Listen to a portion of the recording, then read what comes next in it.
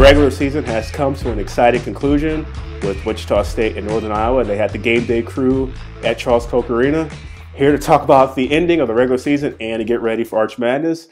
Excited to welcome in our MVC Hoops shoot-around analyst, Adam Emmenecker. Adam, how's it going?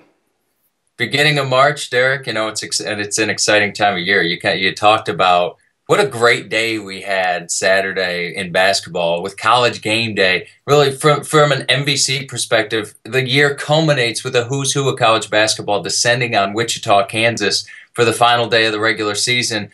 A battle of two top 12 teams. I mean, really, two top 12 teams. That's awesome to be able to see that in the conference. What a testament to the league and how far we've come. I don't think at the top we've ever been stronger than we were this year within the MVC. And really no surprise to see those two teams up there. Northern Iowa, Wichita State really dominated throughout the year. Had great seasons, great players, the depth of Northern Iowa, and you talk about the big three at Wichita State. Just a great matchup between those two teams. Really looking forward to seeing them and what they can do over the next few weeks. But, you know, also talking about a couple teams that finished pretty strong. You know, Indiana State and Illinois State both kind of had their ups and downs. They got to the middle of the pack, tied for third place. A couple of different ways for Indiana State. You know, they really started slow, 4-8 before MVC play, and then did some things well, won some games, actually ended up with pretty good year for Greg Lansing as his bunch. And Illinois State, even though they were a little bit inconsistent, had a couple injuries, they're really as talented as anybody in the league. And one final team I'll mention, Evansville. They're a team nobody wants to play because they have a 1-2 punch that's different than anybody else in the conference. With Ballantyne and Miscaviges, those two are just so different than any other group. Absolutely. A lot of folks have been impressed with Agidius' performance this year, being one of the more improved players in the league, and we'll see how the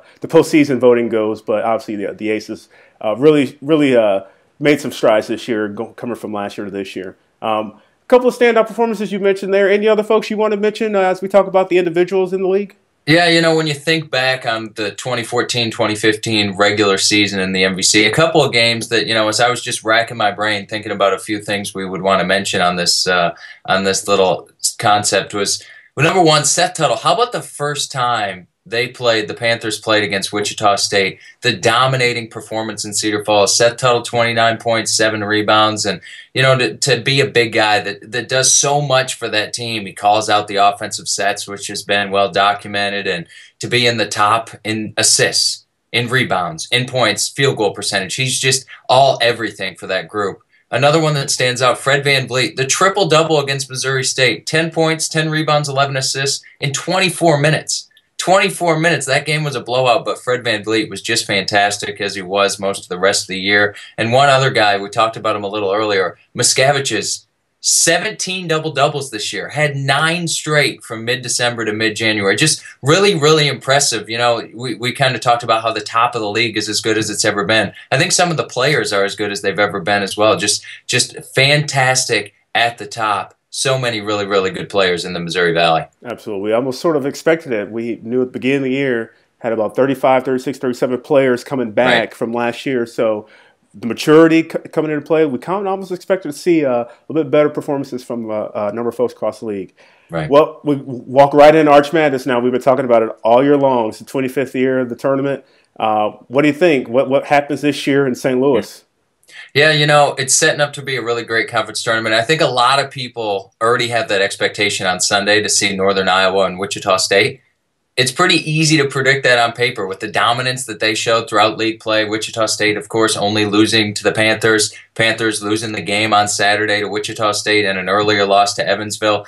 But that's the easy part. It's always easy to predict on paper. That's why they play the game. So a couple of teams that really maybe to look out for. I think Illinois State, like I said, when they're playing well, they can play as well as anybody else because of their depth, because of their talent, their athleticism. They're just really kind of a different beast as compared to everybody else in the Missouri Valley. And Evansville, we talked about Ballantyne and Miscaviges. When you have a guy that over a 3-day period can just get really hot, that's very, very dangerous to play against. In one game, that one guy can make a really big difference. But regardless, you know, I'm just excited to be able to watch for the next upcoming weeks. We get a minimum of 2 teams in the NCAA tournament. How great is that to be able to see Northern Iowa and Wichita State potentially getting very, very good, very valuable seeds in the NCAA tournament? hopefully we'll see. Maybe someone can surprise in St. Louis, and we'll have a third team to talk about. Absolutely. It'll be fun to see what happens. March 5 through 8, Scott Trade Center, St. Louis, Missouri. Folks, all the information you need if you're coming to St. Louis for hotels, travel, tickets, anything, the fan hangout, please visit archmadness.com, celebrating the 25th year of Arch Madness. Adam, before I let you go, I'm going to surprise you with a question here. We've been talking about it's the 25th year of the tournament. Yep. You guys in 2008 had a pretty special Drake team. Some of the memories for you back in on that Drake team that won Arch Madness? Yeah, you know, I think more than anything else, just the fans that travel with the team and you get to look up in the stands. One of the great things is, especially that first day, or sorry, the Friday, when every team is still hopeful. You have 8 teams that are still fighting for that tournament title crown. You have all the factions, so you can look up and you see the colors and the difference. It's almost like a flag in the crowd. And for us to be able to see that Drake blue, to be able to see the Drake faithful, and every day the number of fans picked up. So from Friday to Saturday to Sunday, to see the concentration of blue, that was really special. And, you know, of course, just spending time with your teammates, and it's on a big stage. You get to play on national television. Very, very exciting as a player. Yeah, absolutely. That's what some folks think about all the way up until we get to March Madness. And you know what? Our tournament, pretty special. A lot of folks across the country looking at it. It'll be exciting to see what kind of attention folks pay, not only to Northern Iowa and Wichita State, but the tournament as a whole. It should be a fun weekend. Adam, thanks so much all year long. Really appreciate it. Hopefully we'll talk to you after the tournament before we get to the NCAAs to see what the Valley's postseason outlook could be. Yeah, hopefully we're talking for a long time. Got a few weeks left. Looking forward to it, Derek. Enjoy your time in St. Louis. We'll be watching.